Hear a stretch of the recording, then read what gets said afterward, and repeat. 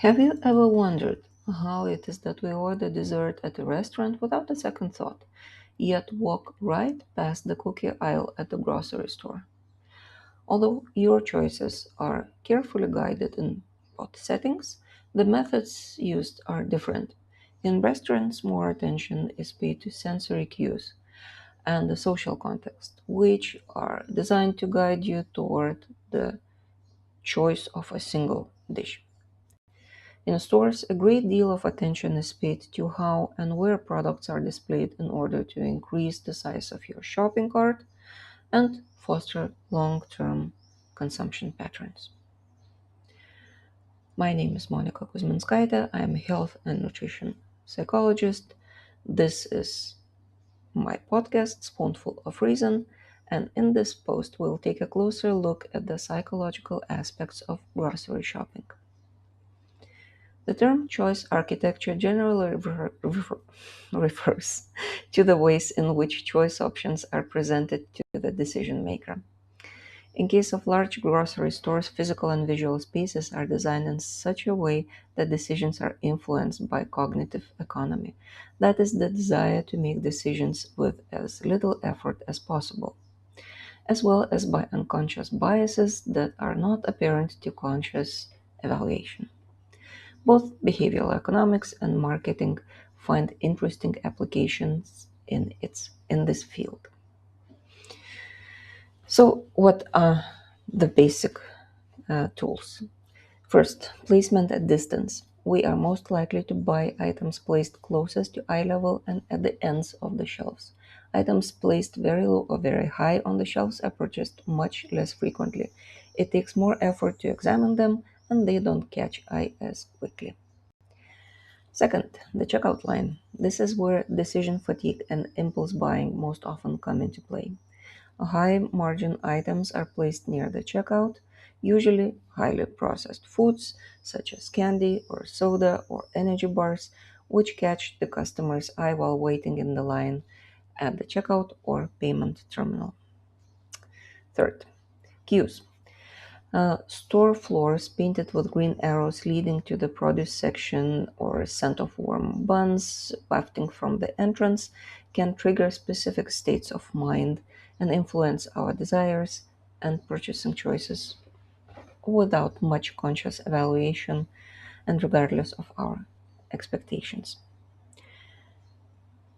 Specific presentation of information is another method.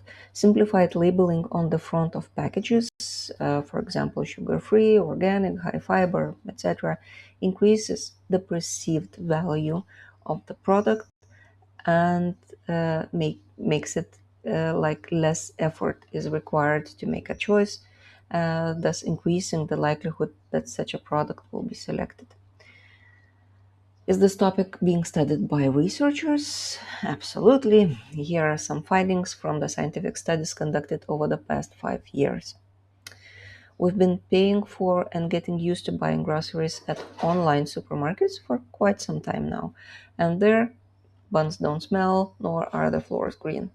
However, if while adding items to our shopping cart, we also see healthier plant-based alternatives on the screen or the calculated nutritional value of our cart, our consumption habits may change. In the digital space, it is particularly convenient to tailor offers and shape the reasons behind our choices on the individual level. When choosing between healthier or nutritionally superior alternative and cheaper or more cost-effective alternative, the latter often wins.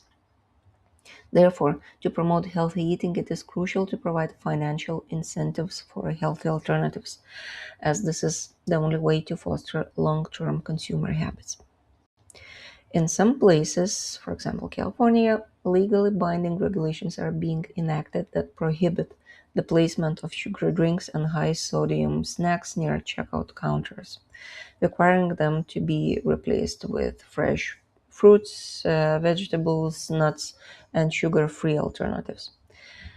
However, it has also been found that consumers' attitudes towards specific promotional tactics depend heavily on their perception of the retailer's intentions.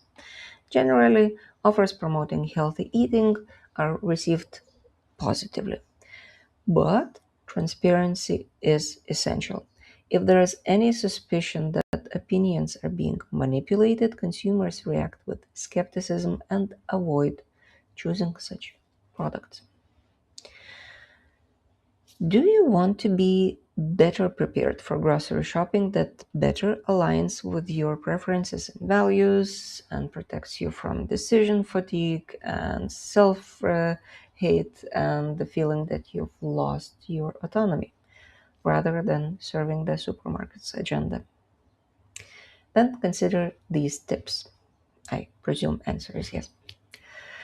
Let's reduce the effort by preparing in advance. The good old shopping list is definitely a step in the right direction. We can also buy the products we purchase regularly from online store either with delivery or by picking them up ourselves. If we choose our food in a calm environment, we'll avoid sensory triggers and decision fatigue. Second, let's try to reframe how we view ourselves in an environment that influences our decisions. We don't lack willpower, and we aren't powerless in our surroundings. We consciously notice and respond to these triggers. If we see products at the back of the shelf, at the end of the shelf and cap, we know that they were deliberately placed there to catch our attention. If we recognize these triggers, we're less affected by them. Number three, let's get into the habit of taking a break before buying food at the store, for example, by having a snack or doing a short mindfulness exercise. If we feel hungry, stressed, or emotionally drained, it is better to avoid going to the store altogether, if that is an option.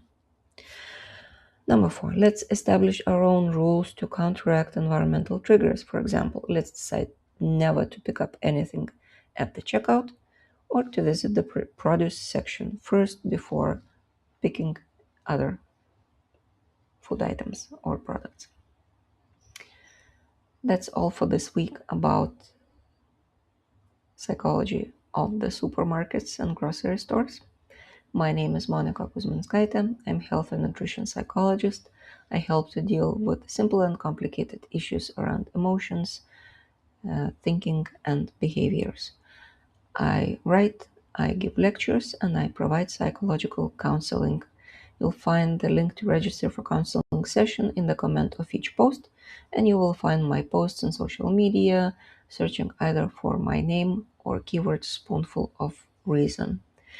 At the end of a longer text post, I will share the links to the peer-reviewed scientific studies on this topic from the last 5 years, as well as the recommendation of 3 books on this topic that will help you to think about this in more detail.